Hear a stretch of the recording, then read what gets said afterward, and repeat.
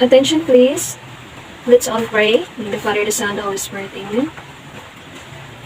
Good morning! Good morning, class! How are you today? Oh, it's great. Feeling better. That's good. So let me check your attendance first. Very good, perfect attendance. Now, are you ready to our topic for this morning? I think you're all ready. But before we start, I have here letters, and I want you, each letters have numbers, and I want you to have each letters, and after that you will going to paste here in front, here in the blackboard, that corresponds to your number. Each letters have numbers 1, 2, 3, 4, and so on. Okay, you may now start. Keep this love in a photograph. We made these memories for ourselves, where our eyes are never closing, hearts were never broken, time's forever frozen still. So you can keep. Okay, done. So thank you. Based on the activity, what will be our topic for today? Okay, it's all about marginalization in education. I have here a question. What is your idea when you hear the word marginalize? Yes, correct. It's excluded. It can be. Thank you. And what about if you, or how can you show respect to indigenous people? Okay, not to discriminate. Yes, feel them, welcome. Very good. So, marginalize describes those who are excluded. Yes, and also when we say marginalization, it refers to the process through which certain group is excluded. That's one of the definition of marginalization. Now,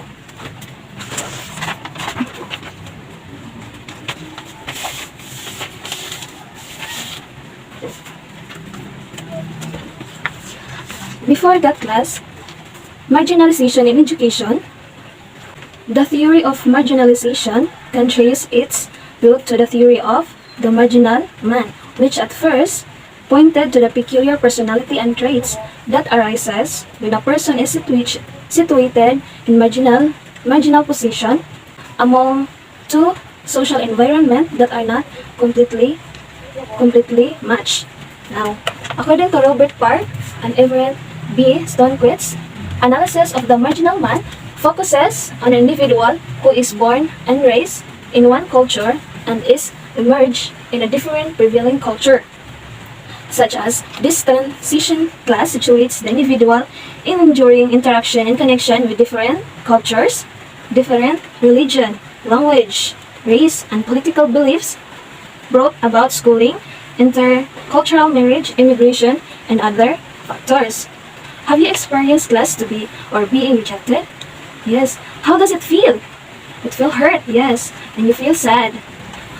This experience class is what we call crisis experience. It becomes a personal concern when the individual is rejected. So, marginalization basically arises culturally deeply embedded values, belief standards, norms, and other factors which determine acceptability in a certain social frame. So, the United Nations Development Program of 1996 defines marginalization as the state of being considered unimportant, undesirable, unworthy, insignificant, and different, resulting in inequality, unfairness, deprivation, and enforced lack of access to mainstream power. That is the definition stated by the United Nations Development Program, where the UNESCO class define marginalization state that education plays vital and decisive role, utilizing the inequality and persisting illiteracy that encompasses generation. However, education can also support prejudice and continue marginalization. Marginalization in education originated from culturally intense beliefs, values, and typical norms that regulates recognition or acknowledgement of other people within a specific standards. So in overall class, marginalization in education, it is a process through which a certain group of students are what? Yes, excluded, overlooked, disadvantaged within within the educational system. Yes. What are the factors? The factors may be in their socio-economic status. It can be in their ethnicity, in their gender, language, that limiting their access to education and opportunity to success. Now, we shall discuss the issue about labeling wherein a learner is categorized as belonging to a certain group depending on the learner's need or challenges. This refers with special needs this refers to the learners with special needs. He emphasized, however, this is not identically marginalization because in some countries, in some countries, labeling means supplement resources, especially in education. Certain teaching, learning strategies, techniques, physical and emotional requirements and services are provided for the students, for you, the learners. From other perspective, learners not having label or not having a belongings to a group is also counterproductive. Why? Because they will not be given attention or importance. So marginalization therefore has distinct interpretation, to people in divergent situations. So Miso explored how marginalization is experienced by primary school students, and he proposed that marginalization can be conceptualized into 4 general ways. So the 4 general ways, first is the child experiences some kinds of marginalization that is recognized by almost everybody, including himself or herself. Do you agree with that? Yes. Next is the second one. The child feels that she or he experiencing marginalization, whereas most of the others do not recognize this. The third one,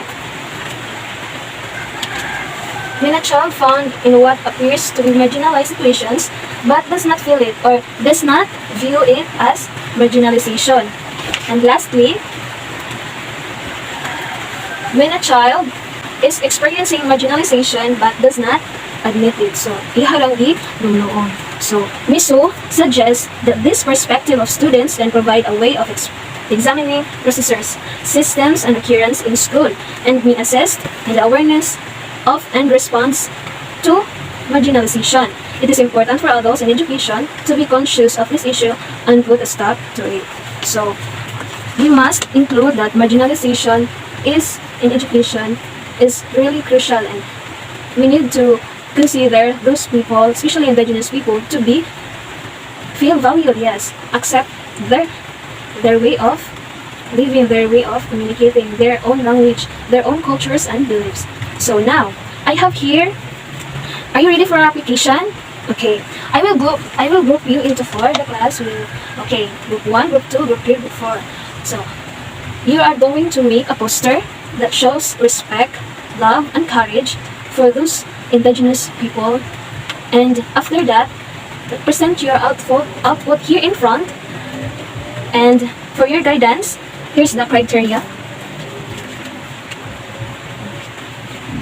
So the criteria for judging is relevance 25%, originality 25%, creativity 25%, and the content is 25%. So total is 100%. I will give you 10 minutes and your timer start now. Hey, very good class. You did a very creative and very beautiful output. And now, for our assessment, please get 1/4 size of paper and answer the following questions.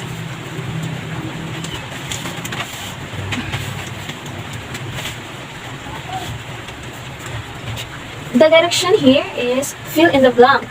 Choose the correct answer inside the box. So you need to copy the questions, and I will give you 3 minutes and start answering now.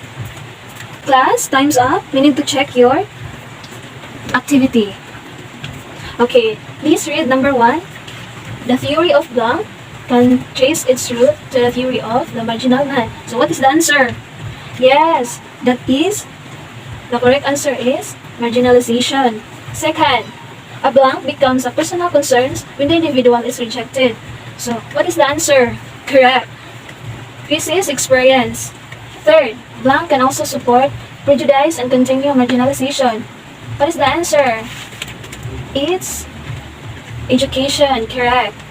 Number 4, when a blank experiencing marginalization but does not admit it. Yes.